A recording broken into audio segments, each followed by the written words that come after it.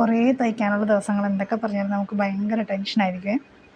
ഇപ്പോൾ തീർക്കാൻ പറ്റുമോ അങ്ങനെയൊക്കെ ആലോചിച്ചിട്ട് വേഗം ചെയ്ത് തീർക്കുവാണ് കേട്ടോ. എന്നിട്ട് അങ്ങനെ ടെൻഷനുള്ള ദിവസങ്ങളിൽ നമുക്ക് എന്തെങ്കിലുമൊക്കെ അബദ്ധം പറ്റി അഴിക്കേണ്ടി വരികയൊക്കെ ചെയ്യാറുമുണ്ട്. ഇതൊക്കെ നാളേക്ക് തീർത്ത് കൊടുക്കേണ്ട വർക്കാണ് കേട്ടോ. കൂടുതലൊരു കുഞ്ഞു ആവയുടെ സ്കേർട്ടും ടോപ്പും കൂടി ഉണ്ടായിരുന്നേ. അപ്പോൾ സ്കേർട്ടും ടോപ്പും ഞാൻ രാവിലെ ആയപ്പോഴത്തേക്കും സെറ്റ് ചെയ്ത് വെച്ചിട്ടുണ്ട്.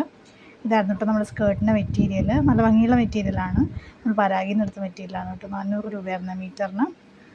പിന്നെ അതാ നമ്മൾ വെൽവെറ്റാണ് കേട്ടോ അതിൻ്റെ മുകളിലേക്ക് ചെയ്തേക്കണത്. ഒരു കോളർ ടോപ്പ് പോലെയാണ് ചെയ്തേക്കണേ. കുറച്ച് ബീഡ്സും കൂടി അറ്റാച്ച് ചെയ്തിട്ടുണ്ട്. അതിൻ്റെ ഇടയ്ക്ക് ഉണ്ടായിരുന്ന ഒരു ചുരിദാറാണ് കേട്ടോ ഇത്. അത് സ്റ്റിച്ച് ചെയ്ത് വെച്ചിട്ടുണ്ട്. നമ്മളൊരു സാരി മേക്ക് ഓവർ ചെയ്തതാണ് കേട്ടോ. 2 ടോപ്പ് ഉണ്ടായിരുന്നു. ഒരു ടോപ്പ് കംപ്ലീറ്റ് ആയിട്ടില്ല. ഇതാണ് കേട്ടോ നമ്മൾ കംപ്ലീറ്റ് ആയ ടോപ്പ്.